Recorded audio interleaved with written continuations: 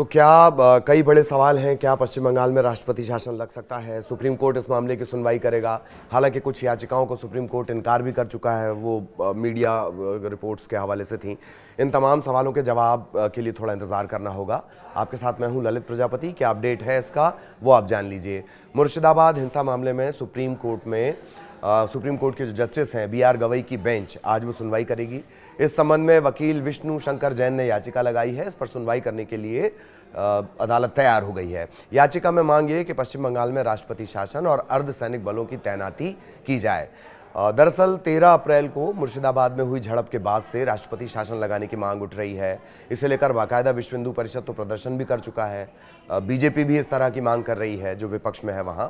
इस हिंसा में 3 लोगों की मौत हो गई थी, 18 पुलिस वाले जख्मी हो गए थे।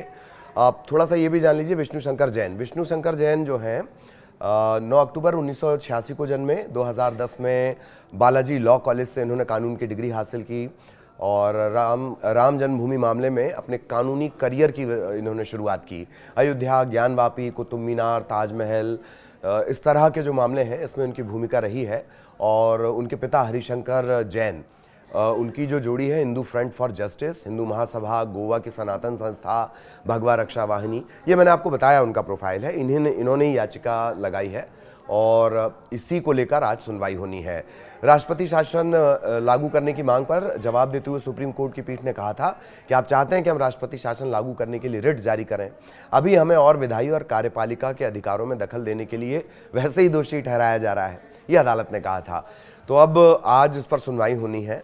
और वकील ने क्या दावा किया? विष्णु शंकर जैन ने राष्ट्रपति शासन पर जो दायर याचिका है इसमें विष्णु शंकर जैन, रंजना अग्निहोत्री और अन्य के द्वारा एक लंबित याचिका के साथ सुनवाई के लिए इसमें रखा गया है, यानी 2 याचिकाओं को क्लब किया गया है।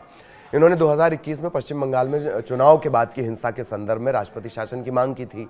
जैन ने कहा कि 2021 के मामले में अदालत ने पहले ही नोटिस जारी कर चुकी, इस पर विचार किया जा रहा है। इस आवेदन के माध्यम से हमने हाल ही में हुई हिंसा जो अभी हुई है इनका हवाला दिया है। हम केवल संविधान के अनुच्छेद 355 के तहत राज्य से केंद्र द्वारा रिपोर्ट मांग रहे हैं, इस तरह का हवाला इसमें दिया गया है।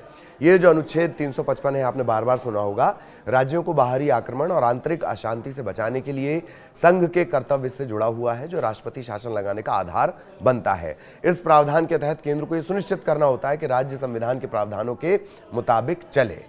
अब इससे पहले क्या हुआ है, सोमवार को सुप्रीम कोर्ट की एक अलग पीठ ने मुर्शिदाबाद हिंसा मामले की स्वतंत्र जांच करने वाली 2 याचिकाओं पर सुनवाई की और अदालत ने दोनों याचिकाकर्ताओं यानी विशाल तिवारी और शशांक शेखर झा, इन्हें अपनी याचिकाएं वापस लेने की अनुमति दे दी, क्योंकि अदालत ने पाया कि ये जो याचिकाएं हैं ये मीडिया रिपोर्ट पर आधारित थीं। हाईकोर्ट ने पहले ही केंद्रीय बलों की तैनाती का आदेश दे दिया है। बंगाल में हुई हिंसा में सियासी पारा भी चढ़ा हुआ है। भारतीय जनता पार्टी ममता बनर्जी सरकार पर वक्फ संशोधन अधिनियम 2025 के खिलाफ विरोध प्रदर्शन में भड़की हिंसा को अनुमति देने के लिए, संरक्षित करने के लिए को लेकर निशाना साध रही है। घटना के बाद जो नेशनल हाईवे 2 है वो बंद पड़ा रहा। मुर्शिदाबाद और पड़ोसी जिलों में हालात तनावपूर्ण हो गए, दुकानें लूट ली गईं, पुलिस पर हमला हुआ। कलकत्ता हाईकोर्ट ने 13 अप्रैल को हिंसा प्रभावित इलाकों में केंद्रीय बलों को तैनात करने के आदेश पहले ही दे दिए थे। बाद में पुलिस ने कार्रवाई की और दावा किया कि इस सिलसिले में 100 से ज़्यादा लोग, तकरीबन 118 गिरफ्तार किए गए हैं।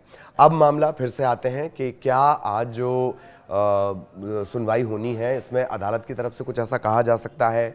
क्या ये बोला जा सकता है कि हाँ, राष्ट्रपति शासन को लेकर, हालांकि केंद्र की तरफ से जो जिस अनुच्छेद का हमने जिक्र किया अभी, उसके तहत राष्ट्रपति शासन लग सकता है, लेकिन बीजेपी एक बड़ा नैरेटिव यहां सेट करने की कोशिश कर रही है कि मुर्शिदाबाद हिंसा में पश्चिम बंगाल सरकार की नाकामी है, ममता बनर्जी सरकार की नाकामी है।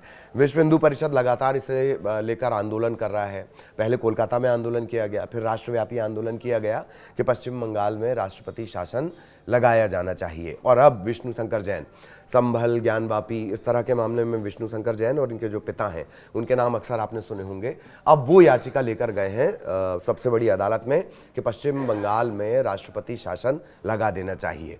तो इन सब के बीच एक और बड़ा अपडेट ये जान लीजिए कि जो बोस साहब हैं, राज्यपाल हैं आनंद बोस, वो भी मुर्शिदाबाद गए थे। मना करने के बावजूद अपील की गई थी उनसे, मना तो खैर सरकार नहीं कर सकती, ममता बनर्जी ने उनसे अपील की थी कि अभी मत जाइए आप, लेकिन वो ट्रेन से मुर्शिदाबाद के जो हिंसा प्रभावित इलाके हैं वहाँ गए हैं। इसके अलावा जो राष्ट्रीय महिला आयोग है उसकी तरफ से एक दबाव है, मानवाधिकार आयोग उसकी तरफ से एक दबाव है, और इन सब के बीच विश्व हिंदू परिषद का प्रदर्शन है और अब विष्णु शंकर जैन की याचिका कि पश्चिम बंगाल में राष्ट्रपति शासन लगना चाहिए। इसे लेकर चौतरफा जो ममता सरकार है वो घिरी हुई है। तो आज ये जो सुनवाई होनी है इस पर सबकी निगाहें टिकी हुई हैं। इसका अपडेट भी हम आप तक पहुंचाएंगे। नमस्कार।